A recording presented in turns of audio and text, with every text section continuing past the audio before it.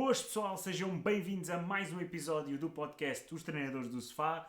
Estamos aqui para mais um episódio desta terceira temporada que parece ser infinita.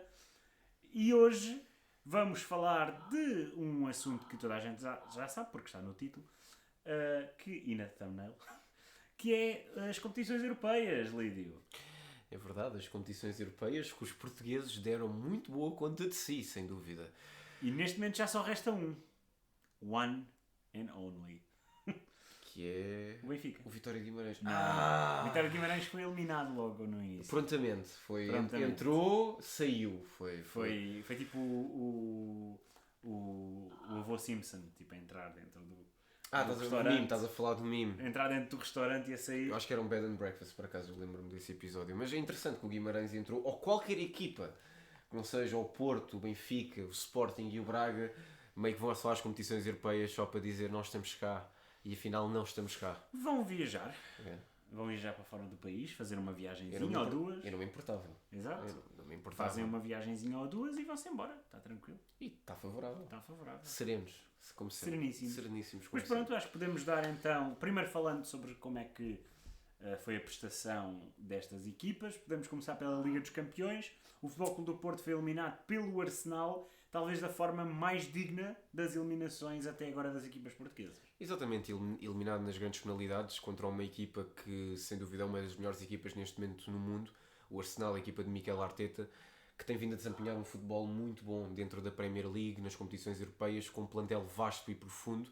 O Porto conseguiu ganhar em casa 1-0, depois foi perder à casa do Arsenal por 1-0 e foi para as grandes penalidades, a qual acabaram por cair. No entanto, foi uma prestação muito boa por parte do Porto, seja casa, seja fora. Conseguiram bater-se muito bem contra o Arsenal.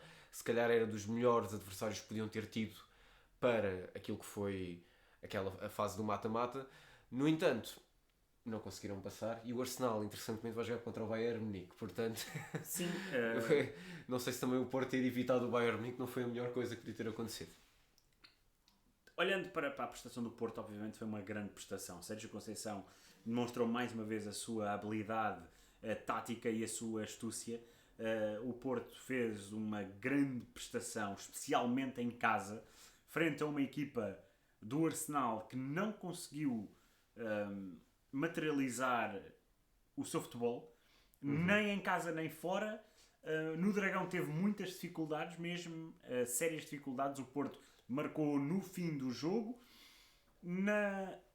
No Emirates, a equipa do Porto aguentou e muito aquilo que foi o poderio e mais atrevimento da equipa do Arsenal a atacar. Obviamente que o Arsenal não sai desta eliminatória muito bem visto na Europa do futebol, porque nós acabamos por poder dizer perfeitamente que se o Porto tivesse passado aos quartos de final não teria sido choque nenhum para quem viu os dois jogos.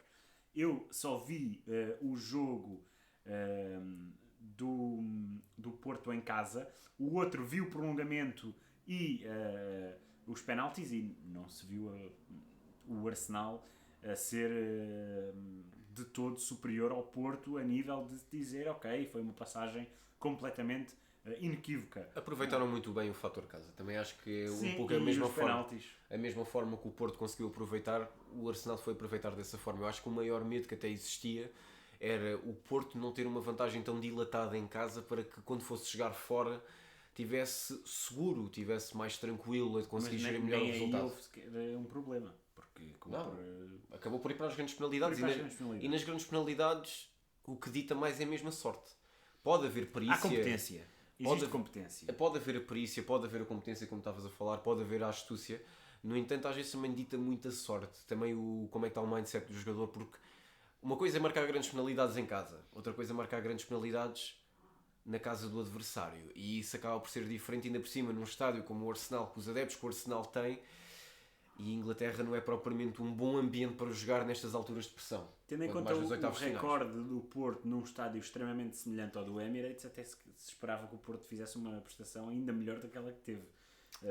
Porque... E falando no estádio próximo aos Emirates, como podes perceber, antes disso já tinha vencido a equipa por 5-0 que está estádio próximo aos Emirates. Portanto, o Porto vinha de uma grande vitória sobre o Benfica e acaba por fazer uma grande prestação. É eliminado da Liga dos Campeões, não é de todo um resultado que se possa enxovalhar o Porto, porque foi o último representante, fez uma bela Liga dos Campeões num grupo difícil, quer dizer, um grupo mais ou menos para o Porto. Ia dizer grupo difícil, estava a pensar só no Barcelona, mas depois lembrei-me que o Porto teve um sorteio até bastante favorável a nível de qualidade das outras equipas presentes. E apesar disso que estavas a falar, podemos até ver isto com alguma facilidade e podemos ver um sorteio assim, algo mais tranquilo para o Porto. No entanto, jogou contra o Shakhtar Donetsk, que não é aquilo que nós estamos habituados a ver do Shakhtar. Nós até chegamos a comentar um dos jogos do Porto frente ao Shakhtar,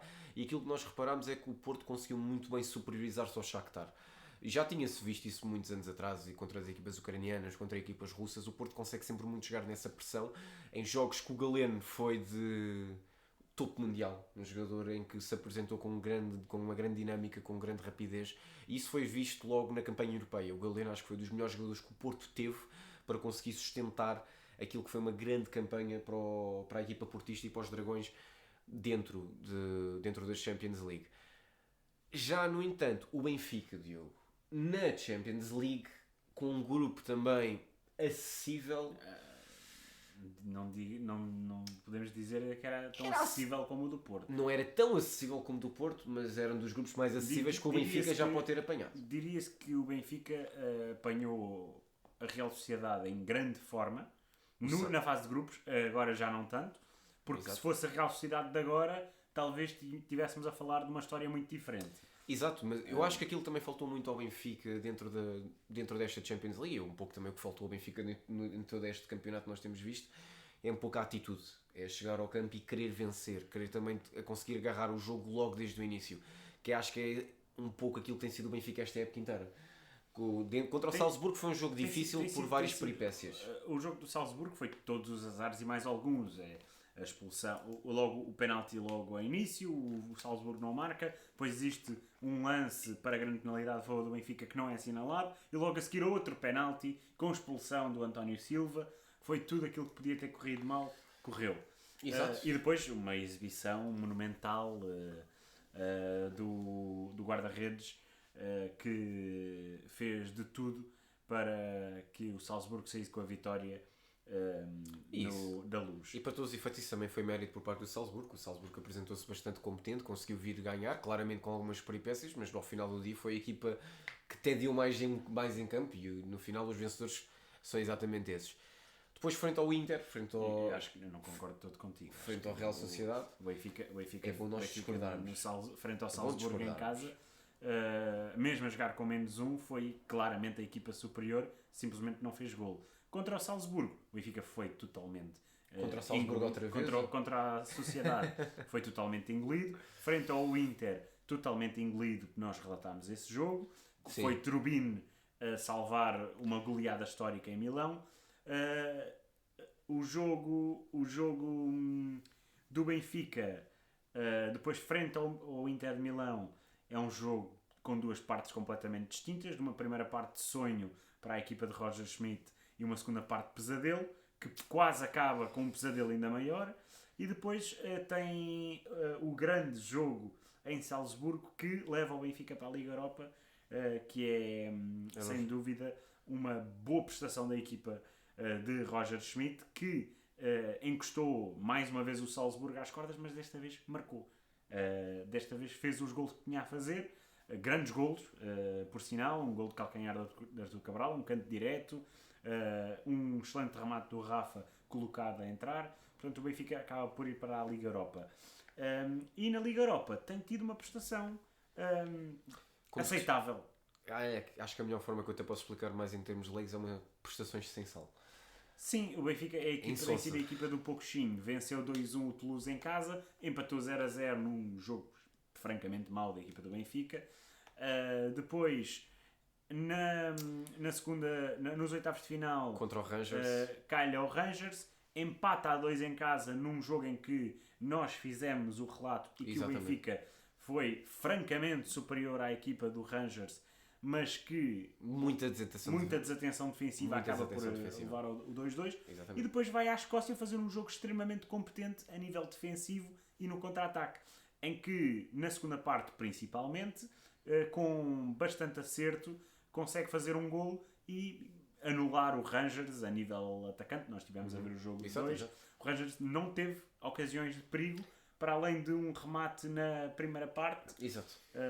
E este Rangers... Portanto, foi um Benfica bastante competente para eliminar um Rangers, mas como eu digo, tem sido as vitórias do Pochettino na Liga. Sim, aquilo que nós também vimos deste Rangers este Rangers não é o mesmo que nós já vimos há algumas épocas atrás. Apesar de ser o líder do campeonato, acaba por perder um pouco pela saída de algum tempo atrás de Ryan Kant, que era um jogador veloz, era um jogador rápido, que era muito vertical. Aquilo que nós, até podemos dizer que é um jogador muito semelhante a Rafa. É um jogador que dá muito ofensivamente à sua equipa. Hoje em dia nós olhamos agora para a equipa do Rangers, é uma equipa completamente diferente. Já não joga tanto na rapidez, joga mais na construção pelo meio campo, que é um pouco esquisito, tendo em conta que nós já vimos o Rangers a jogar contra o Braga, já vimos a jogar contra o Benfica e conseguiam-se até superiorizar dentro desse sistema de jogo. Agora, aquele Rangers que nós vimos foi um Rangers que francamente ficou muito aquém, se calhar, daquilo que eram as expectativas de um adepto por fora. O Benfica, como tu estás a dizer, é o Benfica do Pochettino, com um plantel que até nós já tínhamos analisado este plantel no mercado de transferências no verão e no mercado de transferências no inverno. Se calhar é o Benfica All Stars, é o melhor plantel em Portugal a nível de nomes e a nível de dinheiro gasto, mas ao final do dia parece que isso não se tem traduzido em química, não se tem traduzido em entreajuda, em comunicação. Por contrapartida, nós vemos o Porto, que também não tem tido uma época muito boa, não tem tido uma época muito positiva. O ponto alto da época do Porto foi ter ganho 5-0 ao Benfica. Exatamente. No entanto, é uma equipa que conseguiu uma prestação europeia muito melhor, mais na raça, mais no querer, e dentro do campeonato não tem tido tanto essa raça nem tanto esse querer, mas tem-se mantido naquilo que são os níveis depois de um Porto que não teve tanto investimento nem tantas contratações chaves. Aliás, a minha opinião é que o scouting do Porto para esta temporada não foi um scouting muito bem conseguido e tornou muito mais difícil a vida aos portistas. Avançando para o Sporting, que também foi eliminado nesta fase da Liga Europa. Pelo seu carrasco. Pelo seu carrasco desta época, que tem sido bastante interessante olhar para isso. É que o Sporting não conseguiu em 4 jogos vencer a Atalanta. Algo extremamente preocupante, porque à partida a Atalanta era das equipas mais acessíveis no sorteio dos oitavos de final. Ao Sporting calhou-lhe outra vez a equipa italiana, depois de ter calhado no grupo, que venceu em Alvalade na fase de grupos, empatou em Itália, depois empatam em Alvalade agora nos oitavos e perdem e empatam em Alvalade num jogo em que a Atalanta esteve muito próxima de vencer e depois perdem por 2-1 em Itália, em mais um jogo em que eu já falei com alguns adeptos do Sporting e disseram que é vergonhoso o facto do Sporting não levar a sério, mesmo a jogar com a equipa titular, não leva a sério os jogos da Liga Europa, que era uma oportunidade para o Sporting mostrar-se, de chegar longe e, quem sabe, até poder sonhar com uma presença na final, mas nem Gyökeres, nem Ullmann, nem Pote, que marcam um golo, mas acaba de estar lesionado, nem Edwards, nem ninguém. O Sporting mostrou-se uma equipa totalmente descaracterizada daquilo que temos visto no seu futebol interno, e frente à Atalanta sai várias vezes, tirando se calhar o primeiro jogo, em que perdeu em casa, mas que na segunda parte tem um ascendente muito grande, e até o próprio jogo da segunda volta da fase de grupos na Itália, em que o Sporting, sim senhor, conseguiu fazer um bom jogo. Tirando essa segunda parte e os 90 minutos em Itália na fase de grupos, o Sporting foi francamente anulado pela Atalanta em vários momentos do jogo e não conseguiu chegar mais longe do que aquilo que se pedia. Pedia-se que o Sporting apresentasse o seu futebol, conseguisse explorar os pontos fortes da verticalidade de Edwards, de Pote, a irreverência de Trincão ou de Catamo, a solidez de Morita e a genialidade de Ullmann, para encontrar o Holy Grail do futebol do Sporting este ano, e que sinceramente, se continuar assim, será o Holy Grail de futebol de muitas equipas, qualquer equipa por onde passe, que é de Vítor Gyökeres. Chegou este fim de semana na vitória do Sporting frente ao Boa Vista por 6-1. Chegou à contribuição de gol 50 da época. Já são números muito grandes para aquilo que nós estamos habituados a ver de jogadores no nosso campeonato. Ele que já tinha ultrapassado jogadores como Jonas na sua primeira temporada a nível de contribuições de golos, e agora nós estamos a ver em Vítor Gyökeres algo que nós já tínhamos falado mesmo dentro do mercado de transferências do verão, que havia aqueles rumores que diziam como é que um jogador do Championship vai se habituar à Liga Portugal com uma faca a barrar pela manteiga. Exato. Aquilo. Vítor Gyökeres, qualquer defesa neste momento no campeonato é praticamente fácil para ele passar. Vimos isso contra o Porto. O Pepa sempre foi um grande central, mas já não tem pernas para ir contra Gyökeres. Gyökeres é muito físico, é um jogador que eu acho que aquilo que diferencia o Gyökeres de outros pontas de lança no nosso campeonato é a vontade. É que ele vai contra o defesa, consegue ganhar a frente ao defesa, mesmo que esteja marcado. E depois nós podemos olhar para outros pontas de lança no nosso campeonato e parece que preferem ir para uma grande penalidade, no caso mais de Mehdi Taremi, grande ponta de lança também, sem dúvida um dos melhores que já passou pelo nosso campeonato, ou como Artur Cabral, que às vezes não vai na jogada inteira. Portanto, nós em Vítor Gyökeres vemos um jogador que não só é um ponta de lança para a sua capacidade física, se calhar nós não veríamos a ser tão predisposto a ajudar na defesa, a vir buscar o jogo atrás, a ajudar os seus colegas de equipa, se calhar veríamos nele um ponta de lança, um 9 puro, em que ficava lá à frente, esperava que a bola chegasse a ele. Não, Vítor Gyökeres às vezes acaba por descer quase ao meio campo para pegar na bola e construir a jogada. É um jogador que está ligado a todas as jogadas de ataque do Sporting, a construir e a finalizar. Seja a nível individual ou coletivo. Eu disse no Twitter ontem que o Gyökeres é um jogador superlativo no campeonato, que é a diferença entre um quarto lugar e um primeiro.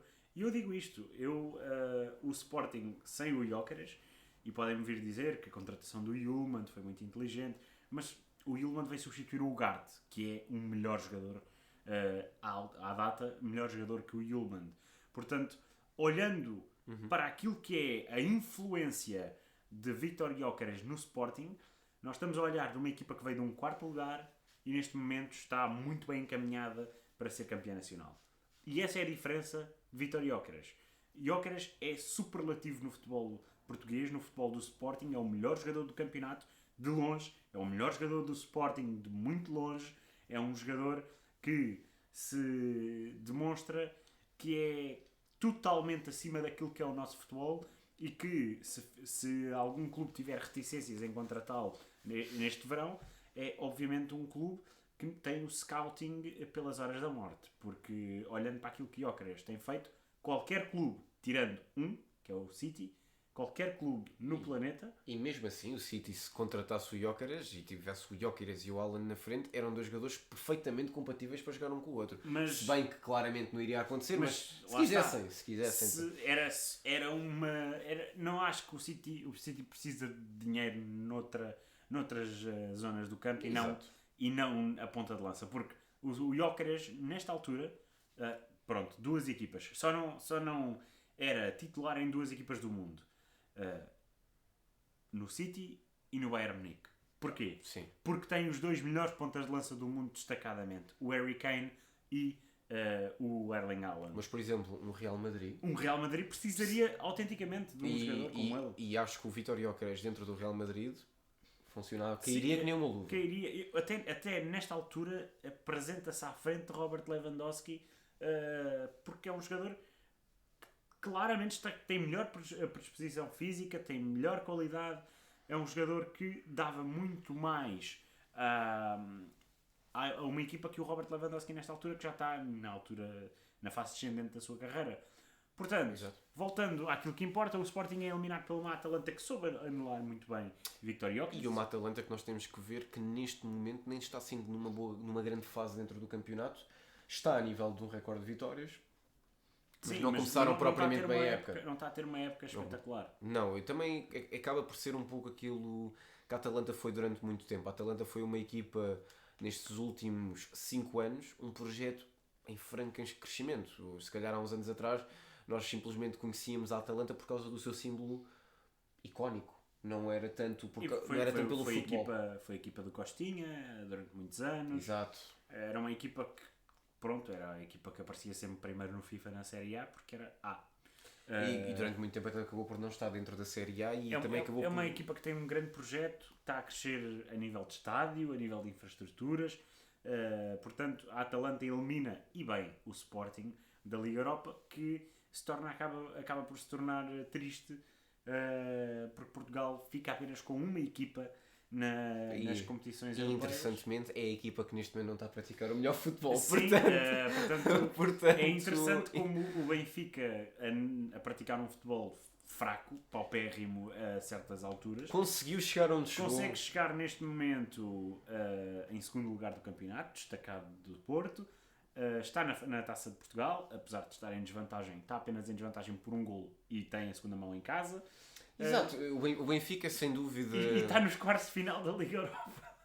Eu neste momento, aquilo que eu não consigo entender dentro do Benfica é como é que o Benfica a jogar um futebol desinteressante, posso dizer dessa forma. Está a ser muito difícil o Benfica este ano ligar a sua comunicação entre os jogadores. Já não falo tanto a nível da química que nós vimos no ano passado, porque tem jogadores diferentes e para saberem mais sobre a tática do Roger Schmidt e como é que o Roger Schmidt joga, não percam mais, vão ver o nosso episódio com o Rafael Pacheco e vão saber mais sobre aquilo que é a tática do Roger Schmidt. Basta irem só no nosso canal e verem andar um bocadinho para baixo.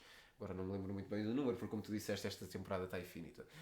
Foi há 3 ou 4 episódios atrás. Exatamente. E aquilo que nós vemos dentro do futebol do Roger Schmidt esta temporada é um Benfica muito diferente. O que, no entanto, nós vemos dentro do futebol do Sporting de Rubén Amorim completo. É o melhor Sporting que se calhar já vimos a jogar com o Rubén Amorim.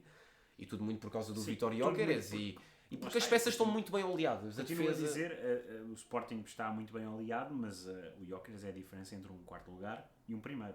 É a diferença, sim, é a diferença sentido, entre um título... Se bem que eu também nunca vi o Paulinho tão motivado desde que o Gyökeres chegou. O Gyökeres tira responsabilidades ao Paulinho. Exatamente, o que é excelente para o Paulinho. Mas o Gyökeres não olhemos só para o é a Paulinho, diferença. Não é porque... É também porque individualmente ele consegue resolver um jogo. É porque ele consegue tornar e facilitar o jogo a todos aqueles que o rodeiam.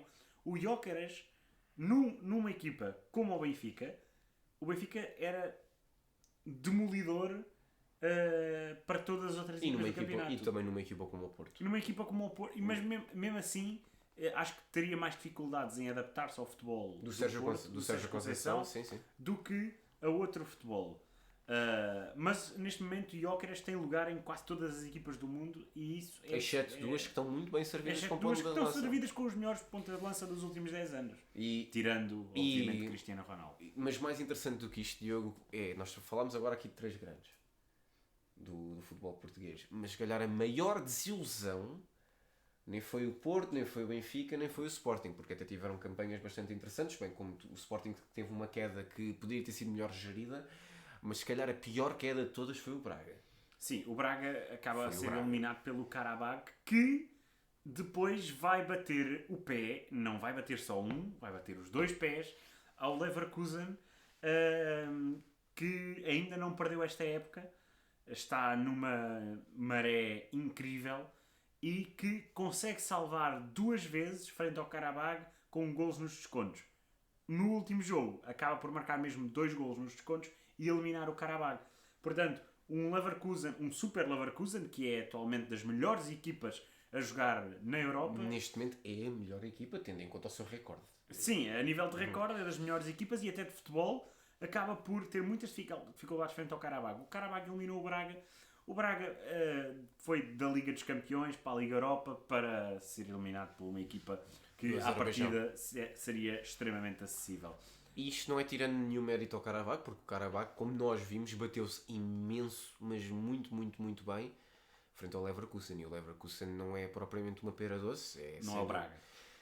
Pois, mas aquilo que nós vimos é que o Braga, com se calhar o melhor plantel de muitos anos, muita profundidade, grandes jogadores. Mas em janeiro vimos uma péssima gestão.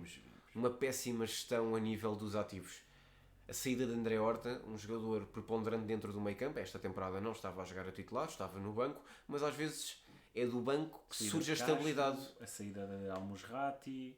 Pois, saiu logo 3 jogadores que eram pedras basilares dentro do Braga Há de vários Artur anos. Jorge.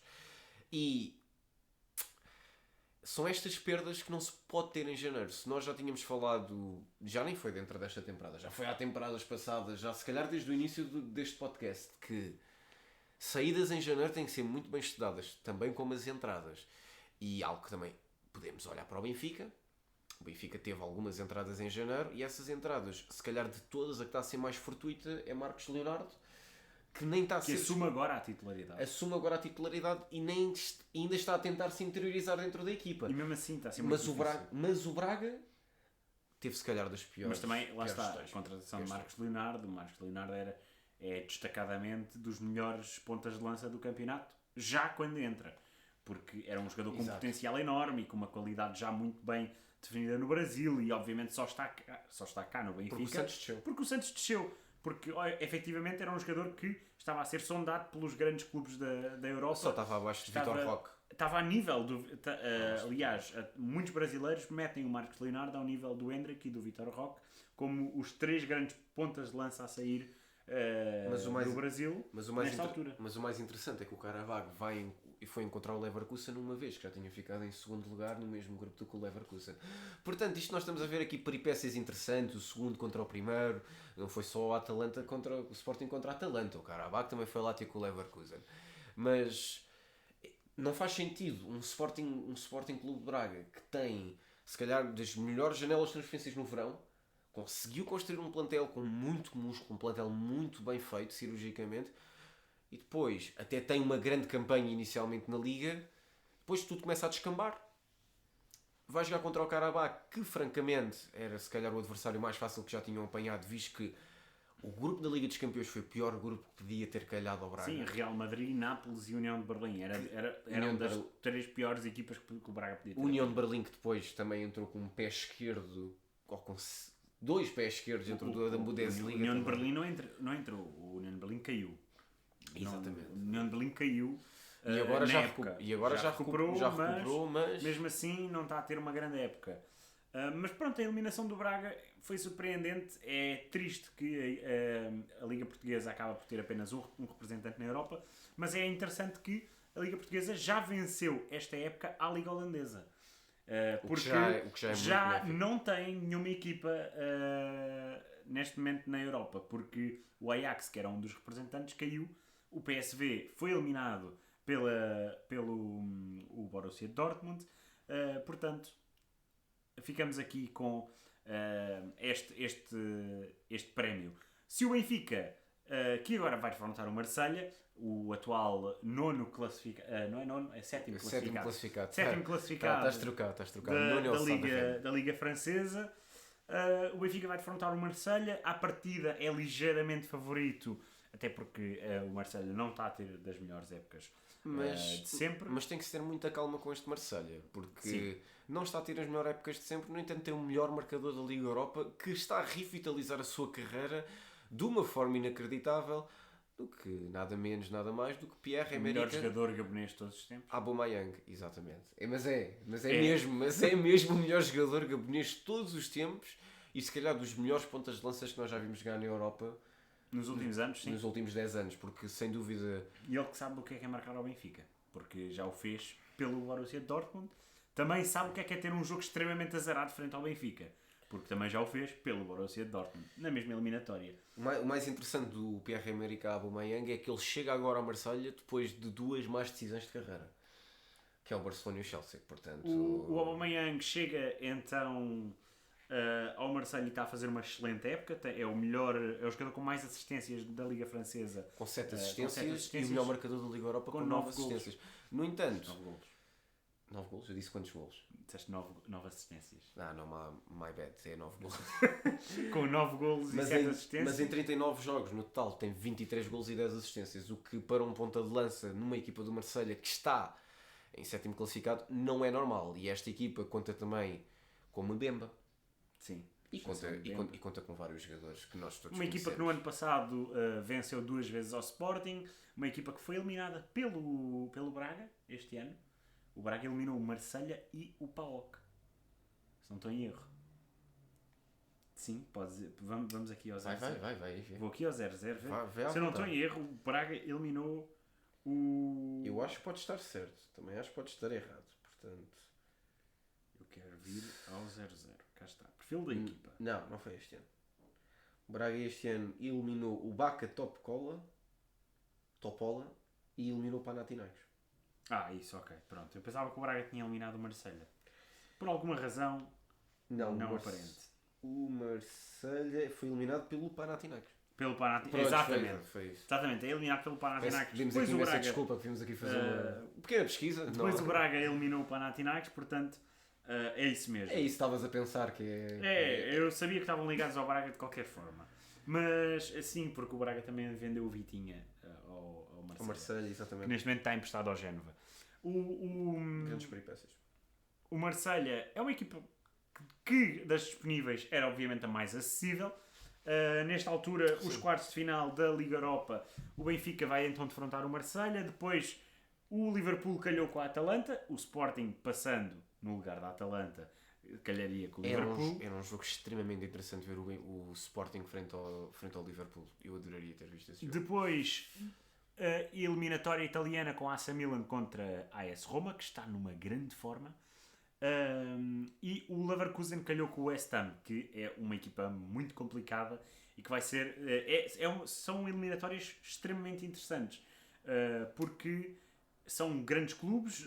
De um lado temos Benfica, Marselha, Liverpool e AC Milan, que são três equipas com uma grande história nas competições europeias. Temos o West Ham, que venceu a Conference League no ano passado. Temos a Atalanta em franco crescimento no futebol europeu. Temos a Roma, que é um histórico do futebol europeu, embora não tenha... também já venceu a Conference há 2 anos, mas não tem uma grande história a nível de conquistas. O Bayer Leverkusen, que é um clube que sempre foi bastante simpático a nível de competições europeias, mas que também, lá está, nunca se destacou nem no futebol alemão. Este ano, muito provavelmente, será o campeão alemão. Pois, nós nunca devemos dizer que vão ser campeões. São 15 pontos em 8 jogos, aposto que eles conseguem fazer. São 15 pontos em 8 jogos. Diogo, eu já vi o Bayern Munique a sair de... Vamos continuar. Eu acho que o Bayer Leverkusen vai ser campeão. Mas eu acho também um bocado pela maldição do Harry Kane. Portanto, sim, obviamente que o Bayern, para tornar as coisas interessantes, trouxe um jogador que nunca ganhou um título na vida. E pronto. Mas era interessante se ganhassem a Champions com o Harry Kane. Também era muito interessante. Já lá vamos. Já lá vamos. Porque estes são os quartos de final. São quartos de final, Lídio, olhando para aqui, bastante interessantes. Eu acho que a outra equipa que seria mais acessível ao Benfica do que o Marselha seria francamente o West Ham, porque é uma equipa que este ano não tem estado na melhor forma. As inglesas são sempre complicadas. São sempre mais complicadas para o Benfica. Tem um grande ambiente. Para o Benfica, no geral... Nem tanto. O Marselha foi a melhor solução possível, porque o Benfica dá-se bem com equipas de futebol francês, se bem contra o Toulouse esta temporada. Não foi os melhores jogos, e o Toulouse está numa pior forma do que o Marselha. Vamos ver como é que o Benfica vai conseguir jogar contra o Marselha, porque o Marselha, como eu já estava aqui a dizer há pouco, não é uma equipa fácil. Tem jogadores muito interessantes. Esta temporada já tiveram vários treinadores, no entanto não deixam de ser uma equipa que ao final do dia podem causar muitas complicações ao Benfica, e não é porque estarem numa má fase do campeonato que isto é uma fase de mata-mata. Portanto, do nada podem estar numa má fase durante a época e chegam aqui e ganham. Porque eles ganharam ao Villarreal, e o Villarreal é uma equipa muito interessante também. Portanto, nós temos que ter sempre isso em conta. Também não está a ter das melhores épocas, portanto... Não, entre o Liverpool e a Atalanta, acho que vai ser um jogo interessante, mas o Liverpool de certa forma vai ganhar a Atalanta, porque também está num grande momento da época. Esta é a minha previsão, a minha wildcard. A Atalanta? É a Atalanta eliminar o Liverpool, porque o Liverpool estará totalmente focado na Premier League. Em vencer o título, a última época do Jürgen Klopp. Que é para vencer mais um título da Premier League. Portanto, eu acredito que a Atalanta eliminará o Liverpool, que também está a ser assolado por lesões nesta altura. Na AC Milan, Roma, parece-me ser bastante interessante. Roma.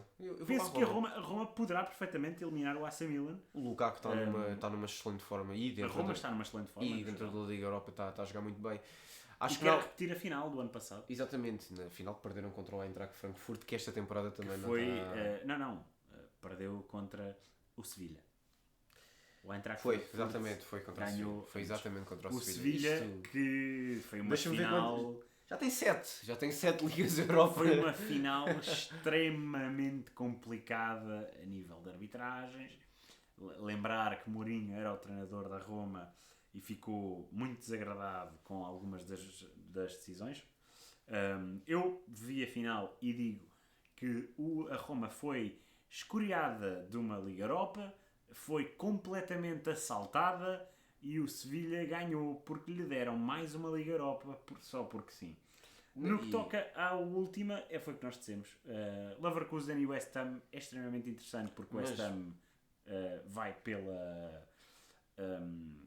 pela força dos seus adeptos. O Leverkusen vai pela força do seu futebol absolutamente avassalador nesta época. E se eu não estou em erro, o Leverkusen não. O West Ham tem que ganhar a Liga Europa para conseguir ir a competições europeias. Sim.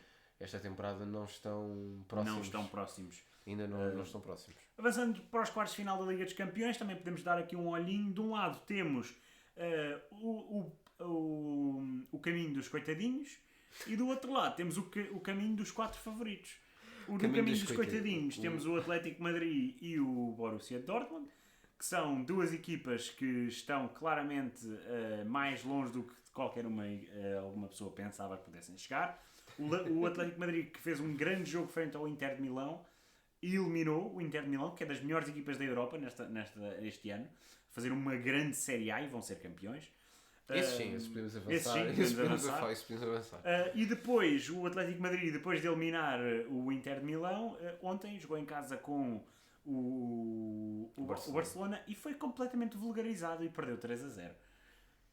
Por isso é que eu digo que este é o caminho dos coitadinhos. Portanto, por exemplo, eu agora quero chegar aqui a uma cena interessante. Tu tens, nos playoffs, tens o playoff path. Isto é o quê? O path dos coitadinhos contra o path dos powerhouses? Dos powerhouses, porque depois temos o Dortmund, que também está a ter uma época francamente abaixo daquilo que se pedia, mas na Liga dos Campeões já eliminou, aliás, foi o primeiro classificado de um grupo com PSG, Newcastle e AC Milan. Não, desculpa lá. Tu estás a dizer que eles não estão a ter uma época boa, mas dentro do grupo que se calhar muitas pessoas punham eles em terceiro ou último lugar, o Borussia Dortmund foram contra tudo e contra todos, e seguindo o mantra de um filósofo, foi: se é para ser, e não há cá muitos mimimis. Exatamente. Na Bundesliga a história é diferente. A Bundesliga estão a fazer uma Bundesliga fraquíssima. A Bundesliga é a história completamente. Portanto, lá está. Essa é a primeira. A meu ver, acho que o Atlético de Madrid consegue sacar daqui uma história bonita e chegar à meia-final. E depois temos o PSG contra o Barcelona, que são, francamente, duas equipas que não estão a ter uma época assim por aí além, mas que... Se bem que o PSG vai sempre em primeiro lugar, não é? Pronto, isso O PSG, obviamente, e será tudo, sempre o crónico campeão. Mas este ano está a ter uma... Não está com o futebol assim por aí além. Também há o problema Mbappé, que vai sair do PSG, já afirmou. No entanto, ainda é o capitão. Às vezes é tirado de campo e vai logo direto para os balneários. E marcou um póquer contra o Montpellier, portanto... Também, sim, tudo bem. Eu vi com muita atenção esse jogo, porque me foi muito querido. A nível da aposta. Mas... não façam, não. Crianças que vejam isso, não façam nada. O PSG... E Barcelona, parece-me que o PSG é favorito, mas nunca se sabe, porque é o Barcelona. E fez há pouco tempo anos daquela remontada monumental com uma vitória por 4-0 em casa do PSG e uma vitória 6-1. Interessantemente, temos só que retificar aqui: o West Ham está em 7º lugar, portanto pode ir à Conference League. Nós estávamos a falar que eles não estavam em lugares de apuramento, mas ainda podem ir. Portanto, pedimos já desculpa só aqui por... Olhando para o outro lado, para o outro caminho, para a final, temos o caminho das powerhouses, o caminho dos grandes favoritos. Temos o Arsenal contra o Bayern, que será sem dúvida uma grande eliminatória de futebol. Possivelmente ganha o Bayern em si. Possivelmente. Lá está, mais uma vez, o facto de olhar para estas equipas inglesas é que o Arsenal está em busca de um título que foge desde 2004. Portanto, isto é muito importante. No ano passado deu o maior bottle da vida. Não, uma vez. Não. Tinha tudo para ser campeão e entregou o título ao City. Mas este ano também já meio que ainda deram ali um bocadinho de bottle. Este ano também está ali no meio-meio. Estão a tentar. Mas o City também não está nas suas melhores formas este ano. E olhando para isto, o Arsenal poderá descurar um bocadinho a Liga dos Campeões para poder focar-se na Premier. No entanto, descurar a Liga Europa não é a mesma coisa que descurar a Liga dos Campeões. Atenção. Portanto, eu acho que este é um dos jogos mais imprevisíveis. É dos jogos mais imprevisíveis. Se eu tivesse que apostar, apostava Bayern Munique, mas isso é porque nunca se aposta contra o Bayern Munique. Não, eu também apostava Bayern Munique, porque, mais uma vez, nunca se... não vale a pena. E depois temos a final da Liga... os quartos de final da Liga dos Campeões. Que é a final? A final, que é o Real Madrid contra o Manchester City. Isto é dois powerhouses encontrarem-se um contra o outro. Isto é, alguém quis estragar a final da Liga dos Campeões. Estragar não é? Porque acabaram de esperar aqui uma grande diversão e se alguém quiser que a gente comente este jogo, nós teríamos mais do Exatamente, para comentar este jogo. acho que se existem jogos que se possa comentar, são estes. É este Real Madrid, o Arsenal e o Bayern Munique também. o PSG e o Barcelona também têm, de certa forma, alguma. Este aqui nunca vai O acontecer. Atlético de Madrid, se vai embora o Borussia Dortmund, é só se pedirem muito. Era só se nos pagassem. No que toca a Real Madrid e Manchester City, acho que é um jogo de 1x2. O Real Madrid nunca se pode olhar com olhos que não sejam eles são favoritos na Liga dos Campeões. O Manchester City, muito menos. Porque eu aqui nem quero tocar na minha previsão porque eu acho que não vale. Não dá porque assim, o Real Madrid, embora não esteja a ter a melhor época do mundo, é o Real Madrid. Está em primeiro lugar na mesma, não é? É o Real Madrid. Mas também já sabemos como é que está em primeiro lugar. Exatamente. Mas para todos os já vimos coisas muito esquisitas na La Liga. Não vamos falar sobre isso. E tem o melhor jogador do mundo neste momento, que é o Jude Bellingham. Portanto, discordo totalmente. Tu No que toca o Manchester City, que tem o melhor jogador do mundo atualmente, Kevin De Bruyne, está... sim, eu não disse Haaland, eu disse Kevin De Bruyne. Sério, e eu todos vou defender... O Kevin De Bruyne quase não jogou uma temporada inteira. Vais dizer que é o melhor jogador do mundo? Sim. No entanto, tinhas o Rodri e o Haaland e foste para o Kevin De Bruyne. Sim, porque ele é, sem dúvida, o melhor jogador da equipa. Discordo totalmente. Mas é sem dúvida. E a forma de eu poder justificar isso é que o Manchester City começou a jogar futebol outra vez quando o Kevin De Bruyne voltou. Bem, pode ser tudo. Podes ter a tua opinião e tens direito à tua opinião. O Kevin De Bruyne é para mim o melhor jogador do mundo. E se alguém achar que eu estou a ser exagerado, pode dizer nos comentários que eu tenho todo o prazer em humilhá-lo numa resposta. Mais uma vez, nunca façam isto na vida e o Diogo está simplesmente a ser brincalhão nisto. Não estou a brincar. No que toca ao Manchester City, é uma equipa... Primeiro tem o melhor treinador de todos os tempos, que é o Guardiola. Depois tem o melhor finalizador do mundo, que é o Haaland. O Julián Álvarez. Tem o melhor médio defensivo. O Julián Álvarez não marca há 3 meses. Acho que não sei se estás assim muito bem. Não, eu só queria meter-me contigo. Tem o melhor médio defensivo do mundo, que é o Rodri. Tem o melhor jogador do mundo, que é o Kevin De Bruyne. Tem o melhor jogador português da atualidade, que é o Bernardo Silva. Tem o melhor defesa central do mundo, que embora não esteja na melhor forma, é o Rubén Dias. Tem um dos melhores guarda-redes do mundo, que é o Ederson. Que já não é, já é que está lesionado, mas pronto. Está lesionado, mas pronto, não interessa. Agora acho que quem vai jogar é o Ortega. É o Ortega, exatamente. É um guarda-redes perfeitamente sólido. Depois tem um dos melhores laterais direitos do mundo, que é o Kyle Walker, que continua a ser absolutamente... Teve quase para ir para o Bayern Munique, interessantemente. Sim, o Kyle Walker, que é estupidamente rápido. Eu acho que, tirando o Rafa e o Mbappé e o Alphonso Davies, eu nunca vi... E o Walcott nos seus tempos áureos. Sim, isso é muito antigo, mas estou a falar dos jogadores que jogam agora futebol. O Walker é qualquer coisa como surreal no que toca a transições defensivas. E é potente. Com bola nos pés, é um jogador extremamente tosco. Mas, no resto, é um jogador fortíssimo. E para quem vê regularmente jogos do Manchester City... Eu quero fazer esta comparação. Tu estás a comparar o Kyle Walker, dizer, a nível de velocidade é o Usain Bolt, para todos os efeitos. A nível de bola nos pés é o Eliseu? Não, é o Gilberto. Isso ainda é uma comparação modesta, não é? Não é assim nada de mal. Não é um Gilberto, mas é um jogador que... Não é um Cancelo. Não é o Cancelo. O Cancelo é infinitamente melhor que o Kyle Walker. Mas pronto.